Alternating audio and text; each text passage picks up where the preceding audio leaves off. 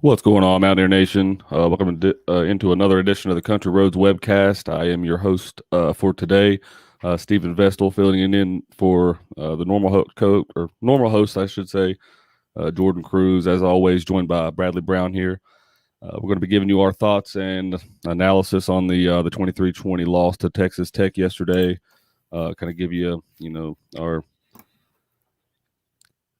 feelings, emotions, our grievances, I guess you could say. I don't really know a whole lot of what I could even start off by saying. I went into this game thinking we were going to, have a really big bounce back game coming off the Oklahoma loss last week. Of course, the team came out yesterday looking pretty flat in the first half and then bounced back in the second half with a little bit better play. But just kind of give us your thoughts, Bradley, on what you thought about the team following yesterday's loss and what you think about, I guess, moving forward. What do you think about them?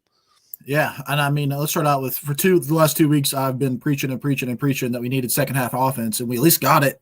I got some second half offense, and it's just like we came out flat in the first half. I mean, our team just seemed unmotivated. They didn't seem ready to play that game. I think that their minds are still sitting in Norman and couldn't get over that loss, and that's the responsibility of our coaching staff to get those guys prepared and ready to have them, I think you go from two high-intensity games from Virginia Tech where you're preaching guys, rivalry, and then you go up against Oklahoma where the coaching staff's, bringing up the Fiesta Bowl and some of their previous history against us in Oklahoma, and then you come out against Texas Tech, and it's like, you've lost the last 2 years now, 3 years, and it's like, what was their motivation to get up and go for this game? And it just didn't seem like it was there.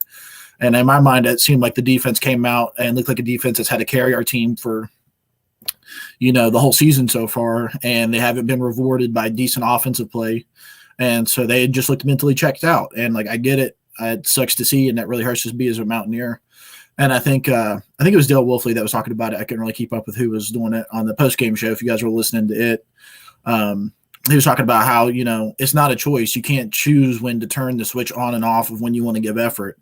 And especially so when you put on that flying WV, because it means something to these people, and it means a lot more to these people than what it does for most other programs, because, Mountaineer sports is about all we have in this state. And this is a state that's highly depressed and, not at the top of anything in the world. And so a lot of people look to football. And when you come out there and the whole entire team's mentally checked out at halftime, and then you come out the second half and show that you could have been playing the game the whole time, it was upsetting. And I mean, it really got a lot of reactions from a lot of people, and I think the fan base has every right to be pissed off. I'm not calling for Neil Brown's head.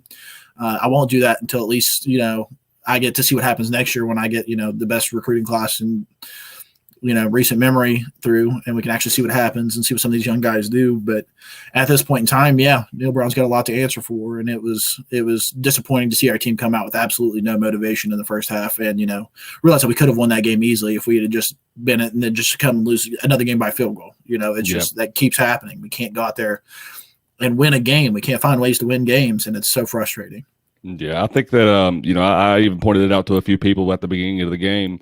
It just looked like West Virginia came out, lackadaisical. I don't know if it was West Virginia playing lackadaisical or if Texas Tech was just playing, at such a good speed in the first part of the game that it made West Virginia look slow, but it certainly seemed that way. And I think, like you said, I think West Virginia kind of, undermined this team, which is, famous West Virginia football. If you're looking back, I think West Virginia, usually does play to the level of their opponents, unfortunately. And I think that was the case more so yesterday.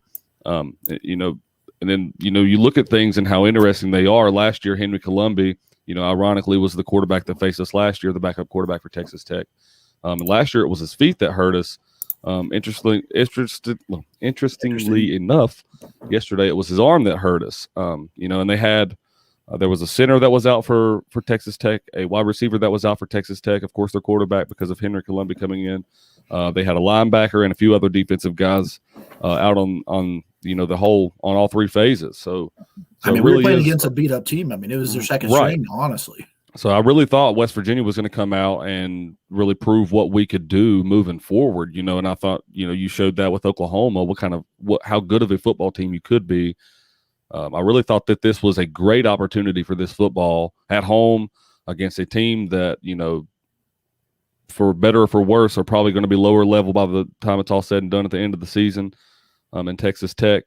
And, it really is, it's intriguing to see how much 1 week of football can really change your opinion of things. Because if you would have told me a week ago West Virginia, I think Cruz even did say that last week, that he picked us to win only by 1 point, 21-20. Yeah. And you're thinking, are you crazy, man? Are you like? Did you not see us play against lo and behold, Oklahoma to 13 points or whatever, in a whole game. Yeah. I think that's like you said. The defense has carried up until this point, but the defense looks non-existent to a point in the first half on Saturday, and so that's a little worrisome if you think about it. But I think that's like you say. I think it's attributed more so of all 3 games up until that point. You have those guys really carrying the team throughout most of the football games there, and not to use it as an excuse, because you're going to have to be able to play those types of games fully down the stretch of the season, no matter what. So you're going to have to play those games. But if that was the reason for the shortcomings yesterday, or if it wasn't, I think West Virginia really needs to find a way to not only play all 3 sides of the ball, all 3 phases, but also play all 4 quarters of the football game. Yeah, we couldn't buy 4 play all 4 quarters. I think you have an undefeated football team right now. But it's like, also I've been thinking about that, where people are like, West Virginia's, 3 good plays away from being 5-0, and it's like, yeah, we're also a 4th and 4 away from being 1-4. Right. Like, you look at it. I mean, we were just as close to losing that Virginia Tech game as we are to winning any of the others. And you look at 1-4, and people are a lot more pissed off. I mean, we're lucky that we stole that game against Virginia Tech, which right now doesn't seem to be. I don't even know if they won this weekend or if they even played. But UNC finally was bouncing back a little bit better. But being told Virginia Tech is probably not as high up as what they should have been when we played them and beat them. Right. And we really couldn't. We could not buy 4 quarters right now with $1. It's just something we can't put together, and that's got to come down to coaching. And I don't know any other better way to put it than that, is that it's just we weren't ready. How are you not coming into homecoming, coming off of a really strong performance against Oklahoma? Granted, you could have won that game and just turn around, come out flat, and not be able to even put up a first half, which is, we flip-flopped. I mean, Texas Tech was coming out weak and finishing strong, and we were coming out strong and finishing weak. And, we come out and put up the offense that we could have put up in the first half and the second half, but it just wasn't enough because you already put yourself down. Yeah, and then, like you said, we've been talking about it for weeks. How can this West Virginia, offense find a way to get it going and get it moving in the second half? And they finally do. And unfortunately, it was because of such a slow first half. And I don't think it's such a matter of, we're a first half or a second half football team like we've been, trying to say up to this point. I think it's just we're not a full, complete game football team. And I think that's a problem. I think West Virginia really needs to find, like I say, I think I'm going to wait until the end of this season before I even try to evaluate what I think of Neil Brown at this point. But I will say this. I thought that Neil Brown's game and time management up to this season has been nothing short of amazing. I thought that his intellectual ability of the game of football have been something that West Virginia has needed and longed for a long time. They've had coaches that are smart on how to score points, but not coaches that are necessarily smart on how to win games all the time. And I thought that that's one thing that Neil Brown was really good at.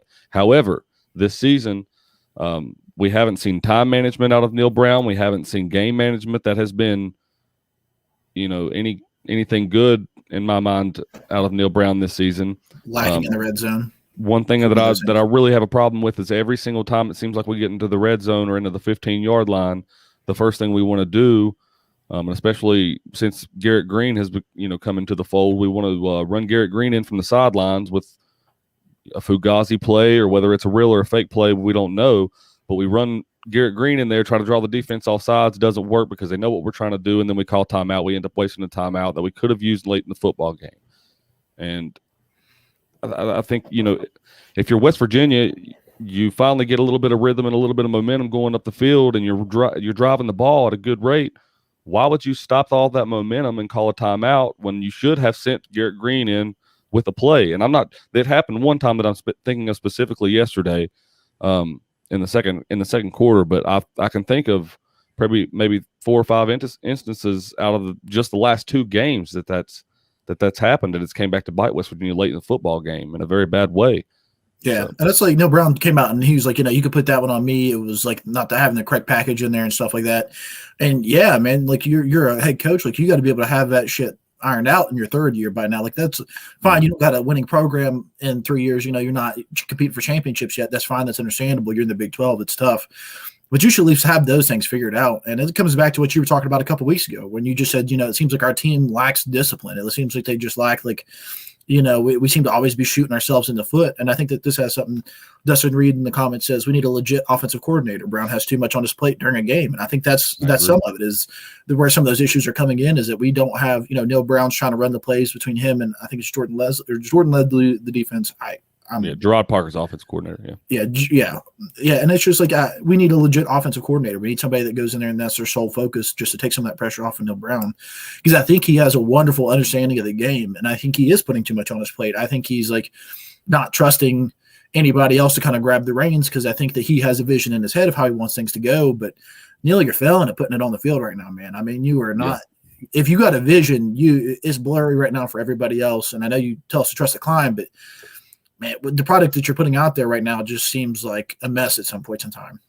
Yeah. And that, you know, I've mentioned this before, and I've made this comparison before, but, you know, the reason that I don't and won't, you know, execute a head coach, you know, midway through a season, and I've learned my lesson on it, is see 2013 Dabo Swinney and tell me if you thought that Clemson program at that point in time does not, you know, remind you of what West Virginia's football program is going through right now. Because while it may look, you know, it does look bad at times, and I will say it does look bad at times, you know, for us in certain spots. But in all, I think West Virginia really is right there on the cusp of figuring things out. Because, like I said, you know, we point out all these little things like discipline and time management. Those are things that can get corrected.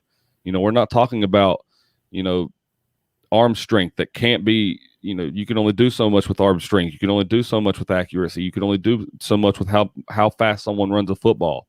These things that we're talking about can be corrected, and not just from one season to another, but really from week to week game basis. So I think West Virginia can figure out a way to put everything together in one football game, and we can really finally see what this team can do playing a complete football game. I think a lot of people will be surprised about what this team and how good this team can be. But I will say that I'm becoming more of a fan of Garrett Green moving forward, because the kid's arm looks good in warm-ups. I think I pointed that out to you and Cruz yesterday. Yeah. I like Jared Diggy's decision-making and the way that he plays the game sometimes, but I just think that as we get throughout more of this football season, we're seeing more of a progression rate from Garrett Green than I thought we was going to see. And he's getting a lot more confidence moving through the season. I'm not saying that I do think he's going to start, or I think that he should start, because I still think that Garrett Green or that Jared Diggy deserves that role. But I think that we should see more Garrett Green packages. I get that we are seeing more than what we were, but I think that we should see more as the game moves along. It's almost like Jared Diggy gets 3 series, you know, and goes 3 and out on all of them, and doesn't, you know, get but 2 first downs on a series on each on all 3 of them together. Garrett Green comes in, drives the ball all the way down the field, gets in the red zone, and then play calling ruins the drive, and then he's taken out of the game. And I'm like, well, you know, what are we using as the basis, you know, as the person that gets in the game here? Because to me, it looks like the person that's playing the better games here is Garrett Green, and that's coming from a person that was on Jared Diggy's side. Yeah, and I mean, like, he had looked a little, you know, I don't think Neil Brown was very happy with him throwing that ball at Michael Laughlin on that 4th down, but I mean, he made it a play out of it. I mean, Michael Laughlin could have got his hands on that. That would have been a first down, and I don't really see why he was so angry with that. But on the other side, if there's any bright side, Jared Diggy may have had his best game this year coming out. Honestly, that second half was probably the best half of football I've seen him play in a blue and gold jersey, even though he didn't score that many touchdowns. I mean, the guy went 25 for 33 for 318 yards, 1 touchdown, was averaging almost 10 yards a pass. I mean, the guy was making connections, and he was getting offensive protection. And so that's something else I want to touch on is Doug Nestor looked horrendous.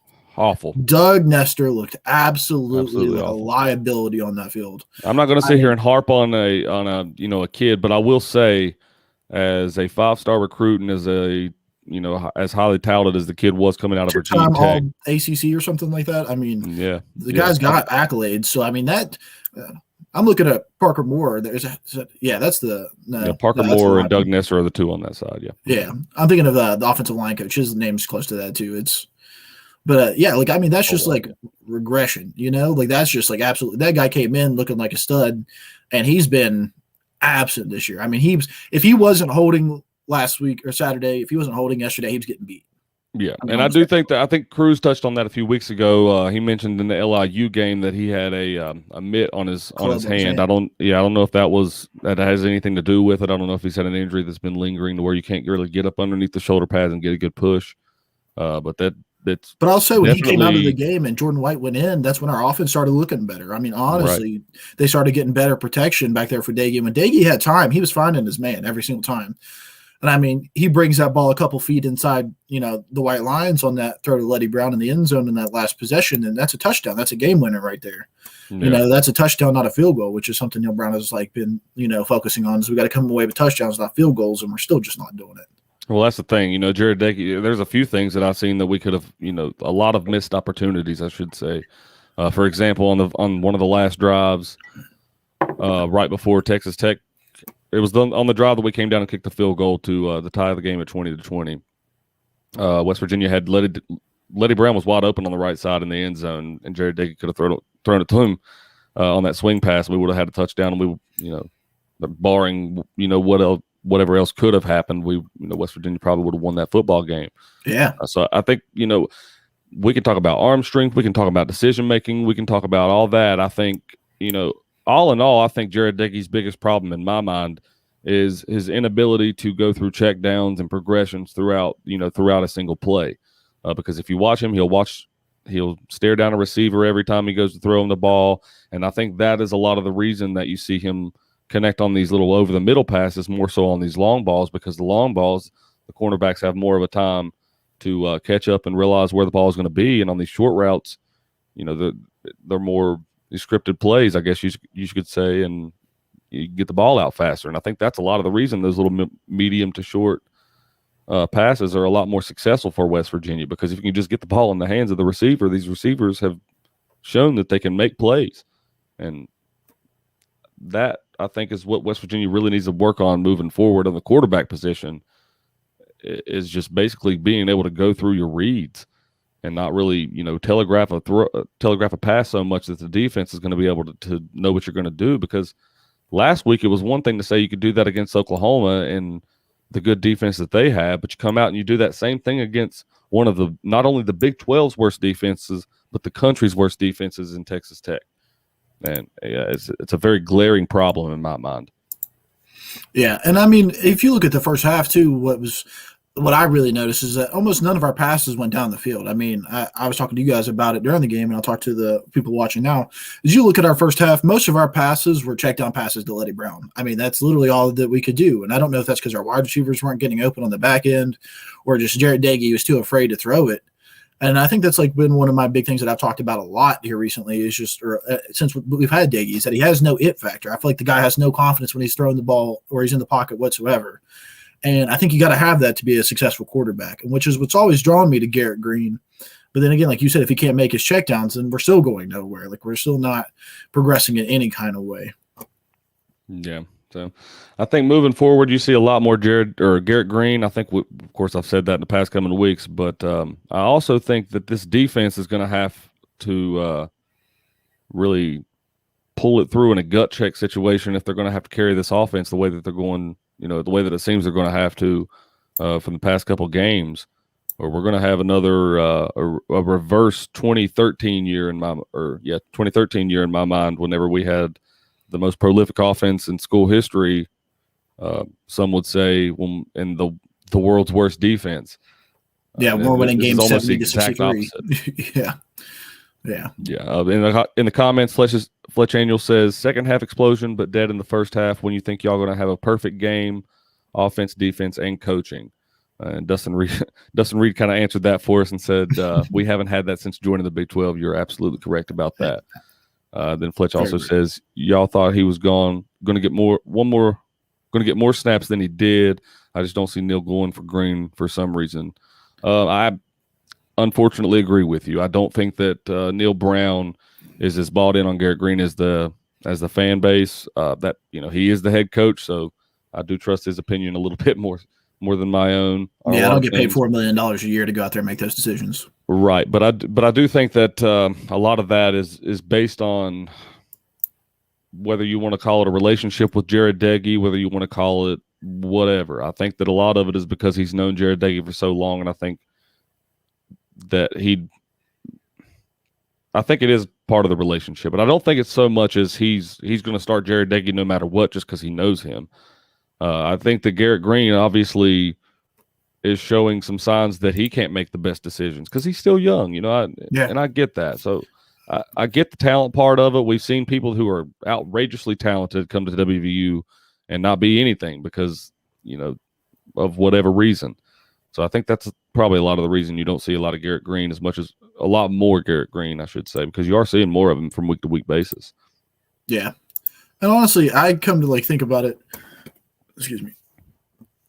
I think that we're honestly going to see a little bit less and less of Garrett Green. I just don't think Neil Brown was happy with it. Even though he moved the ball yesterday, I think that seeing that Jared Dagey can put his arm out there and make good decisions when he's got time to throw is what Neil Brown's looking for. And I think if we have any kind of semblance of a run game this year, then we're definitely not looking as bad offensively as what we are right now. And I mean, we want to harp on Jared Dagey and stuff like that, but Lenny Brown isn't even putting up half the numbers that he thought he was going to. But he's not getting the ball. Yeah, but I also think a lot of that's coming down to blocking. I think our offensive line is still just struggling. Yeah. And I think a lot of it has to deal with, right there in the center. I think Zach Frazier's playing elite, but I think just about every other position has not been – I think Brandon Yates been okay, but you got to think about it. Jared Dagey, both of his fumbles have come from that side. I mean, you got Blesses coming off that left-hand side. That's where both of his fumbles have come from. And then you got, Doug Nestor got whipped Saturday. I mean, the guy got absolutely – beat up. And I mean, if we get a better run game going, if Neil Brown can get that offensive line figured out at any point in time, then I think that, I think we'll see nothing but Jared Dagey. But Garrett Green gives us the chance to run the ball a little bit, but then it takes away our passing game. So I think that we're going to see less and less of Garrett Green. I think we might see 4 or 5 snaps a game. And that's it. Where I was thinking that, we might jump up to, he might get 25% of the snaps in a game, coming in and really just trying to put in some yardage. I just don't think it's going to happen anymore. I don't think Neil Brown's confident in him. I honestly don't think Neil Brown's high on him as a player. I think he just thinks he's young. I don't think he thinks his work ethics there. He didn't do very well. I was really hard on the leadership standings over the summer, how I thought that really played into Neil Brown's team. And Garrett Green was always at the bottom of those. And I think that really told a lot to Neil Brown. And I don't think he's willing to put his coaching career on the line just to see if Garrett Green can string something together when, if he can get a rushing game built up, maybe Jared Dagey has more time and can be more comfortable in the pocket. Because you look at his stats, and I mean, he's not, awful this year by any stretch of imagination. 7 touchdowns, 4 interceptions is a lot, but he's at 143 rating and 65% completion rating, and he's got 1,200 yards on the season already. It's not like he's horrible. It's just that he just doesn't make big plays. He doesn't go out there. He's not Will Greer. Pat White, he's not Pat White. He's not Major Harris. He's not Rasheed Marshall. West Virginia used to having that. I think is a lot of it, especially in our fan bases, because I think West Virginia is so used to having such a star power quarterback, and Jared Dagey is not. I think that was a lot of the reason. I call it the Skylar Howard syndrome. You can do everything you can to win a game, but if you're not a star while you do it, then people just aren't going to like the way that you do it. And I will be the first to say, I say these things about Jared Dagey, and I go through all these things. But all in all, I don't think that he is a horrible quarterback. I think that he is the safest choice right now for West Virginia, and I've said that many, many times. I think that, if you're Neil Brown and you've got to decide between a young kid who can make explosive plays but has horrible potential to turn the ball over and make bad decisions, or you can go with the guy who doesn't make as many big plays but protects the football more often than not, I'm probably going to choose that guy. You know what I mean? I'm going to choose what gives my team the best chance to win the football game. And I get it. Right now, West Virginia is not winning those football games, but you have to. It's not like you do these things and it don't work, so you scrap it. No, you do these things, you try them, find out what you need to tweak, and then try them again. And that's how you build a winning football program. I don't see. A lot of people gripe on the team and why they do certain things or why they don't do certain things. But like you said, we don't get paid, the millions of dollars to be the head coach, and there's a reason that Neil Brown's at the head of this. I mentioned it earlier. I think that if West Virginia has another year of recruiting, I think we're looking at a whole different product that's out there on the football field right now. So I think that West Virginia really just needs time. I say that a lot, but I really believe in this, not maybe the full coaching staff, but the bulk of this coaching staff. I believe in Neil Brown. I believe in the talent that he's recruiting. I'm obviously a big fan of Nico. I really think that he's going to get the starting job next year as a true freshman. Bold but confident in that statement. I mean, Nico wouldn't come here if he didn't think he was going to play. And that's true. And a lot of people are saying that Nico's going to try to, Nico's going to decommit. Nico's going to go here. Nico's going to go here. Well, if Nico was going to decommit, I don't see him recruiting, all of these people that he's been recruiting to come to West Virginia, because we've already had 4 recruits commit to West Virginia post Nico's commit. So yeah, I'm pretty balled in on Nico. Nico's pretty balled in on us. Yeah, he was also pulling people into Florida State. But the second Florida State, recruited another high school quarterback in his same class, he bounced because he was like, I'm here to play. I want to play and I want to go start somewhere. I want to play now. And I mean, I think that's why he's come to WVU, because he thinks that he can beat Garrett Green, and I mean, he probably can. But let's get some of these comments here. Yeah, Dustin Reed says, part of me feels like he's waiting for Daggy to absolutely trash it so hard that he has to go to it with Green because of that relationship. Possibly. And I mean, but if he has a bad game where Daggy's just that bad that, Brown's going to catch a lot of heat too. If he's forced to bench Daggy, I don't think for a second that he won't bench Daggy. I don't think it's ever going to be like, oh, Daggy's thrown interceptions, 7 interceptions just today in the third quarter, but, we're still going to start him. Yeah. And then he says, I think Dustin also said, I think they need to rotate in some more of the other running backs too, that could create a spark for Letty and everyone else, similar to how Green does when he breaks off a big run. I think so too. I would love to see a lot more Justin Johnson and Avarius Sperrio Tony Mathis. And I would love to see them a lot more. I don't know why Letty Brown's the only man in our backfield, getting 52 yards a game, 50 yards a game. Put somebody else in there and just let them see if they can, make something work. Well, Justin Johnson got a lot of praise in the preseason. I just want that's one thing that I've also wondered about where he's been, in the past couple of weeks, because I don't think I've seen Justin Johnson but a very few amount of snaps. Yeah, I think he played like 3 snaps yesterday. Yeah, he played in the LIU game, as did everybody else, but that's that. Okay, you said I don't think he'll start. I think Daggy comes back to be a super senior and plays again. Talking about Nico, yeah, Nico's. Nico's that's his job. That's definitely his job. Yeah, Dustin also said, right, everyone needs to relax. We won't see what it's really like until at least a year after recruiting class comes in. September 2023 will be smacking Penn State in the mouth with this upcoming class. I mean, I hope so, but also looking at it right now, a lot of our issues are with just like coaching and game management too. And I mean, we're in these games are all like Steven was talking about, like before this game, as we were talking about how the offense honestly didn't look that bad, but then we're getting, plays stalled out by penalties and stuff. I mean, penalties have really been a key determinator, and like really poorly timed penalties. I mean, really crucial penalties have come back to kill us in just about every single one of these games so far. Yeah, especially the last 2 games, and those 2, ironically enough, are your 2 biggest games of the season so far, besides the Virginia Tech game. This 22 recruiting class, though, I'm very excited about that recruiting class. A lot of those kids are going to come into play immediately. I do think so. Yeah, Nico. Now, I will say this. We've talked about game and time management from Neil Brown. I just want to say this, though. I don't think that Neil Brown is a bad game and time manager. I think that he has just had 3 bad game management and time management scenarios so far, and they've just been consecutive. I think that might be largely due to him trying to figure out what he has on this team, what they can do late in football games, how they're going to respond to things.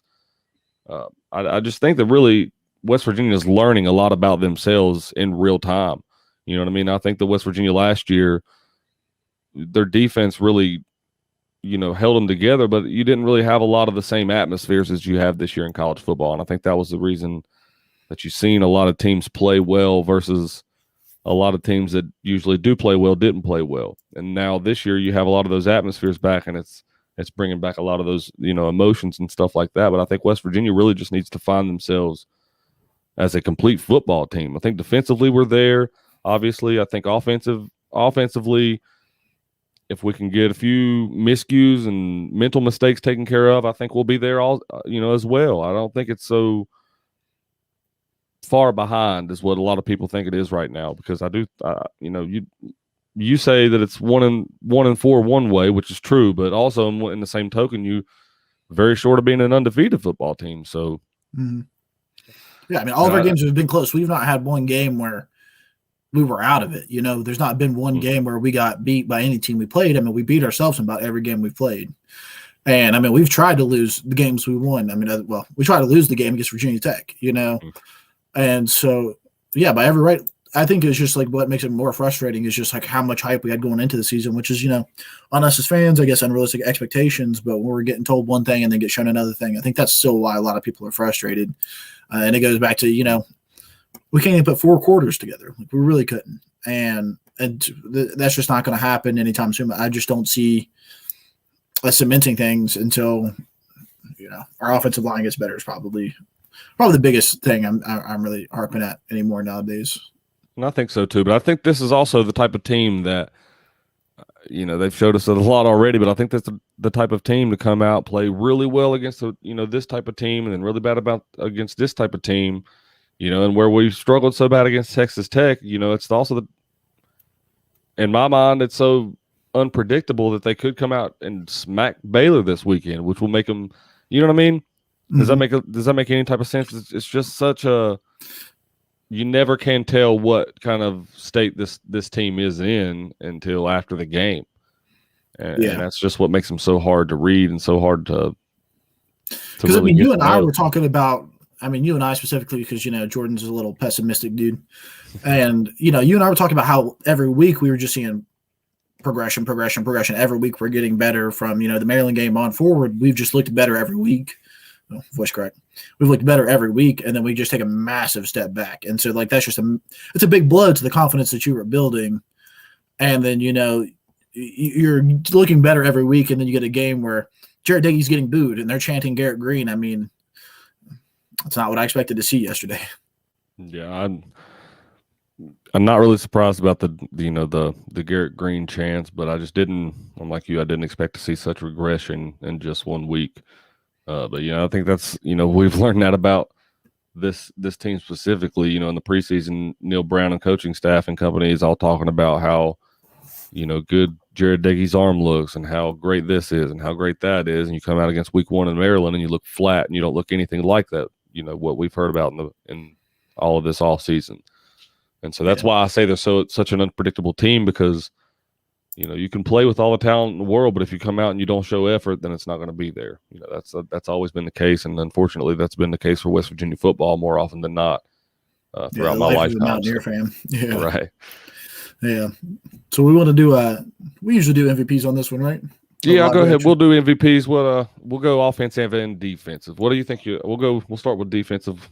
What's your defensive MVP? My defensive MVP is Dante Stills. That dude is the only energy we had in the first half when it came to defense. That guy came out to play, and I was really proud to have a West Virginia boy like that really step up and get the defense back on track, because I think he made a couple of big plays and that really got our defense juiced up a little bit more. So I'm giving it to Dante Stills. I thought he played a really great game yesterday. Honestly, I liked the way Dante played yesterday as well, but I think I'm going to have to give it to Alonzo Adai. Week in and week out, the kid's making a lot of plays. He's just attacking the ball every time. Every time you see somebody get tackled, it seems like he's popping up from the pile. I love the way that Zoe plays, man. Mentioned a lot that he's my favorite player on this defense. He's probably working his way to being right behind his cousin and being my second favorite all time in the history of the school. But our defense played pretty well yesterday. Unfortunately, couldn't get the job done though. But looking at the offense, couldn't get it going in the first half. Got it going a little bit in the second half. But who would you give it to on the offensive side of the ball? Got to be Isaiah Esdell. Yeah, I was getting ready to say, other than Isaiah, I'm coming to your house and smacking you. Yeah, no, the guy showed up, and I think he showed up at every single game up until this one. Like, I think the Isaiah Esdell has probably been right there with Winston Wright as our most reliable wide receiver out there. I mean, he's making plays, catching balls that aren't just slants over the center. I mean, Isaiah Esdell's a baller, man, and he comes out there to play. Yeah, I got to agree with you, man. I usually try to go with something different on these player of the games, but I just don't see how you shy away from Isaiah. Just, for one, you look at the touchdown catch yesterday, and he just absolutely got rocked. Mhm. And I'm going to make a lot of Mountaineer fans mad when I say this, but they made the correct call, and that was not a target call. I was mad about it at first, but looking at the play, I do think that was a clean hit. And if the roles were reversed, I'm looking at that like, man, what a hit. You know what I mean? So, but anyway, way to hold on to the ball for Isaiah Esdale. Great catch. Not only that, but he made some great plays yesterday when we needed it. And like you said, I think he's played really well in pretty much every game when he's gotten the chance up until this point, other than given the Maryland game. But I think moving forward, you're going to see a lot of these wide receivers, and especially Isaiah Esdale and maybe even Sean Ryan and Sam James too, come to life a little bit more than what they have, because it looks to me like these receivers, once they catch the ball, they can get some separation and get up the field a little bit. And I think that's what you want to see as a Mountaineer fan. But, Yeah, I just noticed that Bryce Ford Wheaton didn't have a single catch. No, Bryce, I think he 2 or 3 maybe thrown his way yesterday, dropped him. Yeah, I mean, that's just crazy, especially because he had a good game against Oklahoma. You come out, you just go flat. And that's the thing, you show these, you have really good games from receivers in one game, and then the next game you have a whole different batch of wide receivers. And I think that's a lot of the reason that you see this coaching staff, or heard this coaching staff talking in the preseason about how top to bottom this is probably one of the best receiving groups in the country. I think that's why. And not that they're the most talented, but they're the most reliable in terms of depth. You don't really have a lot of guys go down and not really know who you're going to put in the game. So that's one thing from the receiving core that I do like. Yeah, I do think that Isaiah Esdale and Winston Ryder definitely are most consistent. And then it seems like flip a coin on Sam James or Bryce Ford Wheaton on who's going to make the catches. Oh, honorable mention for most valuable player, Michael Laughlin. That dude, if there was plays being made, Micah was right there. I mean, he was throwing had a good game. Balls. He had a really good game. How many? Our team looked way better. 5 for 35. Oh yeah. I didn't realize he had 5. I only seen him remember 2. 5 for 35. That's not bad at all. Mm-hmm.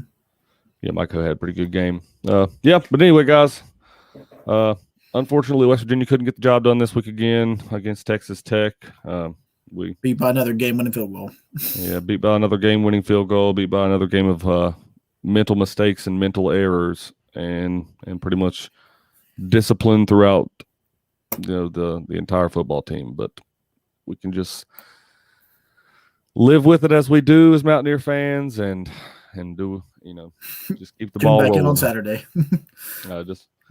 Just bear with us. But anyways, moving along. Be on the lookout on Wednesday for our Baylor preview show. We'll be right back at you guys on Wednesday with that. But I don't really have anything else to add on this game. I don't know if you do, Brad. No, I think we got it. I think we aired out some frustrations a little bit just now. I think I'm ready to get over these losses, but there's probably going to be a good 2 to 3 or 4 more of them throughout the rest of this season if it's going to be anything like these past couple games. But sure. We will deal with it as we do, but we'll be back at you on Wednesday. Thank you for joining in with us, guys. I'm your host, Stephen Vestal, filling in for Jordan Cruz. As always, joined by Bradley Brown. We'll see you next time. As always, let's go Mountaineers.